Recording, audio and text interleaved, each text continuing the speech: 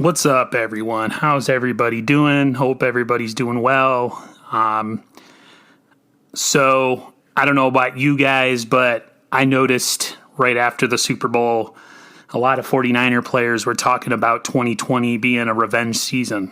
Led the legendary 2020 revenge tour, guys like Quan Alexander and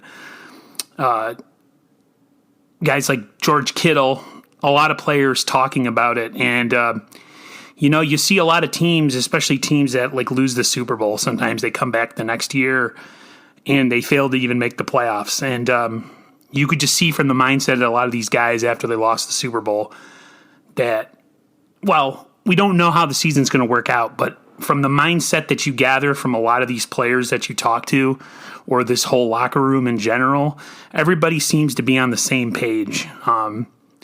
From as dysfunctional as we were during the end of the Harbaugh era to how united, or at least closely united as possible, this locker room is amazing. If you listen to a lot of the press conferences or sound bites, sometimes players will post their workouts on Instagram or whatever, and you just see how focused guys like Deebo Samuel are. I mean, this guy's in his second year, and he's just an animal. I just saw a video of him doing some barefoot cutting. I think it was 7 weeks after surgery. You could tell the guys that really want it and guys that want to win. And I feel like the Niners, for the most part, have built themselves a roster with guys that are all focused on the same goal. If you watch the press conference with Raheem Mostert, he talked about he's the number one back. He just came out and said it. And he wants the league to think of him as a bad mofo, These guys are focused. Mostert said something along the lines of they're going to go back to the Super Bowl and they're going to win it. A lot of people say that, and you roll your eyes, but with these guys, I truly believe that they can. They're pissed. As pissed as we were about the whole outcome, they're just as pissed themselves. And that's a great thing to hear and a great thing to see. I'm trying to think of other players, too, along the same line who think the same way. You got guys like Dre Greenlaw, just all about getting back and finishing what we started. And, of course, Kittle. I mean, Kittle doesn't really do a lot of talking. It's more in his actions. I mean, you watch this guy as an animal in the workout room. I really hope they can get a deal done with this guy soon. He deserves it. Something that's good for the organization and for him. They're pretty far apart from what, I've made enough videos and there's enough information out there about how far apart they are. It's not just money, but it's contract structure and things like that. But, for all the positivity, you have some people who don't like the pressure that the Niners are putting on themselves to go back and get there to the Super Bowl and win it. They're saying the Niners are looking past the season, that they're not focused on, all the work that leads up to it, from whatever kind of training camp we have into the regular season and playoffs and so on and so forth.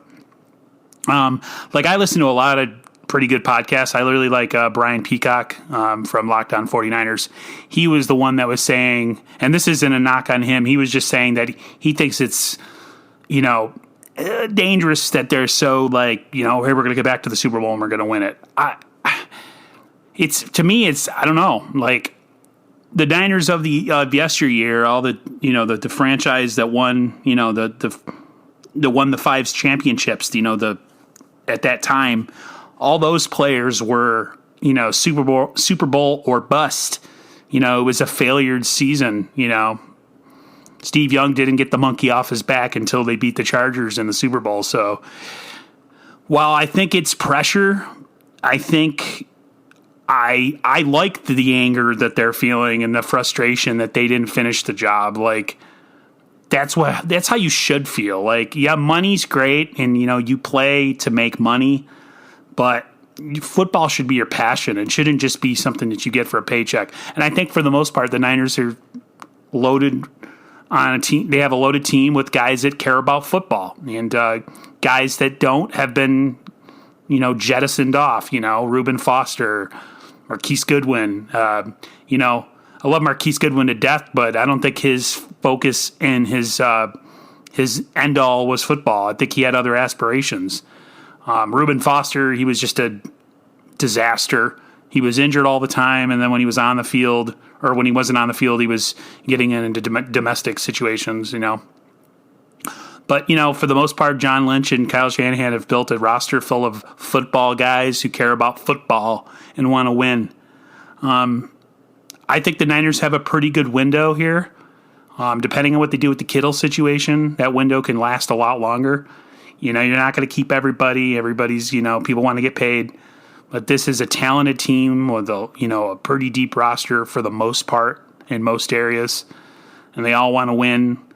And I'm glad that they have revenge on their minds.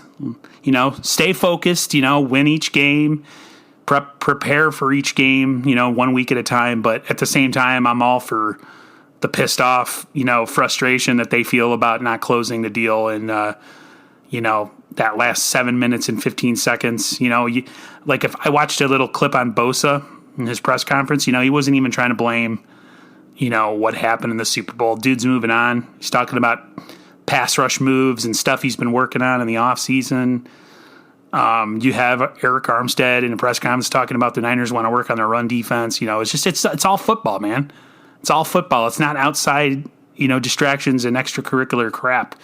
So I'm looking forward to this season in whatever shape, form, or fashion it is, and hopefully we can get through a whole year. And who knows? There's no guarantee we're going to get to the playoffs and win the Super Bowl, but I think we have a really good shot with the team we have. So I'm all for the revenge tour.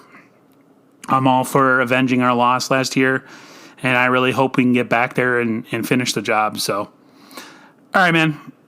I will talk to you guys later. Everybody have a fantastic day. Stay healthy, and I'll see you on the flip side. See ya.